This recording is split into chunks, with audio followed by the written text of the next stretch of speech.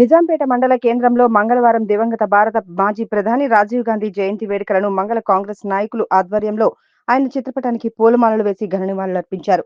ఈ సందర్భంగా వారు మాట్లాడుతూ దేశం కోసం ఇందిరాగాంధీ, రాజీవ్ గాంధీ కుటుంబం ఎన్నో సేవలు అందించారని, బడుగు బలహీన వర్గాలకు సముచిత న్యాయం కల్పిస్తూ దేశాన్ని ముందుకు నడిపించిన నాయకుడు రాజీవ్ గాంధీ అని కొనియాడారు. కాంగ్రెస్ ప్రభుత్వం రాష్ట్రంలో ఇచ్చిన 6 గ్యారంటీల హామీలను నెరవేర్చి రైతుల పక్షాన నిలిచిందన్నారు.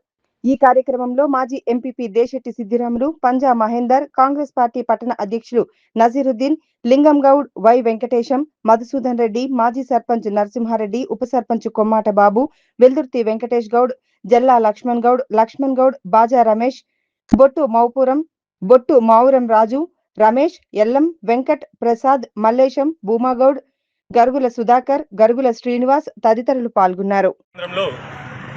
భారతరత్న మాజీ ప్రధాని రాజీవ్ గాంధీ గారి జయంతి సందర్భంగా కాంగ్రెస్ కార్యకర్తలందరూ సమావేశం జరగడం సంతోషించదగ్గ విషయం. ఈరోజు కాంగ్రెస్ పార్టీ ఆధ్వర్యంలో రాష్ట్రంలో రేవంత్ రెడ్డి గారి సమక్షంలో ప్రభుత్వం 6 గ్యారంటీలు అమలు చేస్తుంది. మరియు రైతులకు ఏకకాలంలో 2 లక్షల వరకు రుణమాఫీ చేయడం చాలా హర్షించదగ్గ విషయము.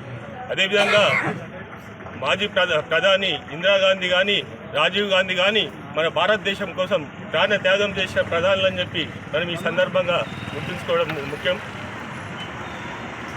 నిజాంపేట మండలంలో, మెదక్ కాన్స్టిట్యున్సీ నిజాంపేట మండలంలో రాజీవ్ గాంధీ జయంతి సందర్భంగా ఇక్కడ నిజాంపేట మండలంలో ఘనంగా వేడుకలు జరుపుకొని ఆయనకు నివాళులర్పించడం జరిగింది.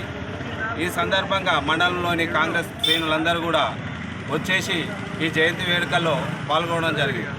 స్వర్గీయ రాజీవ్ గాంధీ గారు ఇన్ఫర్మేషన్ టెక్నాలజీ రంగంలో ఫస్ట్ భారతదేశానికి తీసుకొచ్చిన ఇన్ఫర్మేషన్ టెక్నాలజీకి ఆయన్నే పితామహుడు.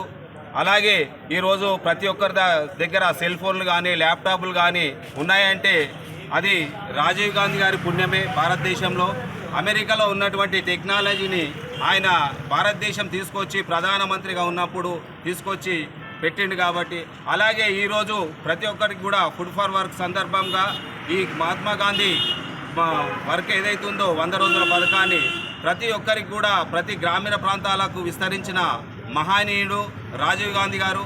ఆయన ఆశయాలను కొనసాగిస్తాం. ఈరోజు తెలంగాణలో ఘనంగా రాష్ట్ర మంత్రివర్గం కూడా, ముఖ్యమంత్రి గారు కూడా రాజీవ్ గాంధీ ఆశయాలను కొనసాగిస్తారని చెప్పేసి బడుగు బలహీన వర్గాలందరికీ కూడా మమేకం చేసిన పార్టీ ఏదైతుందో కాంగ్రెస్ పార్టీ, ఆ కాంగ్రెస్ పార్టీకి అందరూ కూడా మమేకమై ప్రతి ఒక్కరు కూడా మంత్రివర్గంలో చేదోడుగా కూడా ఉంటూ ఆయన ఆశయాలను అందరినీ కూడా కొనసాగిస్తామని చెప్పేసి తెలియజేస్తున్నాం.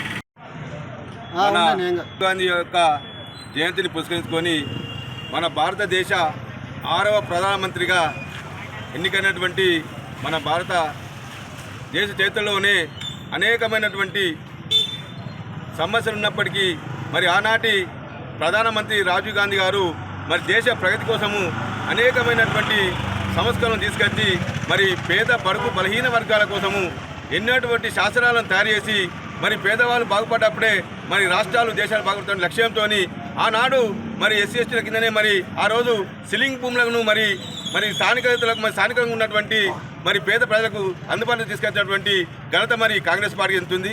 మరి అదేవిధంగా ఆనాటి ప్రధానమంత్రి మరి దేశం కోసము తన ప్రాణాలు త్యాగం చేసి మరి ఆ యొక్క అమౌడైనటువంటి మరి వ్యక్తి మరి ఈరోజు ప్రతి ఒక్క ప్రజల గుండెల్లో నిలిచినటువంటి వ్యక్తి మరి రాజీవ్ గాంధీ. మరి నిరంతరము ప్రజల కోసమే వాళ్ళ కుటుంబం మరి అనేక విధాలుగా ఇప్పటికి కూడా మరి ప్రజల కోసమే అంకితమై మరి వారి యొక్క జీవితాన్ని అంకితం చేసినటువంటి గొప్ప చరిత్ర మరి రాజీవ్ గాంధీ యొక్క కుటుంబానికి ఉన్నది. అదేవిధంగా నేను చూసినట్టయితే మరి దేశంలో కాకుండా రాష్ట్రంలో కూడా ఇచ్చిన మాట ప్రకారము మరి 6 గ్యారంటీల ప్రకారము రైతులకు మరి ఎప్పుడైతే మంచి రోజులు వస్తాయనే ఆలోచనతో ఇలా గత 10 సంవత్సరాల కాలంలో బీఆర్ఎస్ ఆధ్వర్యంలో ఎలాంటి రైతులకు న్యాయం జరగకుండా ఇలా ఇచ్చిన మాట ప్రకారం రైతులకు మరి రుణమాఫీ చేసి ఇలా రైతులకు ఒక పండగ వాతావరణం కల్పించేటువంటి గొప్ప ప్రభుత్వం మరి ఇలా రేవంత్ ప్రభుత్వం. దానిలో భాగంగానే అనేక విధాలుగా ఇలా అభివృద్ధికి మరి పెద్దపీట వేస్తున్న ప్రభుత్వం మరి కాంగ్రెస్ ప్రభుత్వం. దీనిలో భాగంగా ఇలా రాజీవ్ గాంధీ మరి జయంతి చేసుకోవడం చాలా సంతోషంగా చేస్తున్నాను.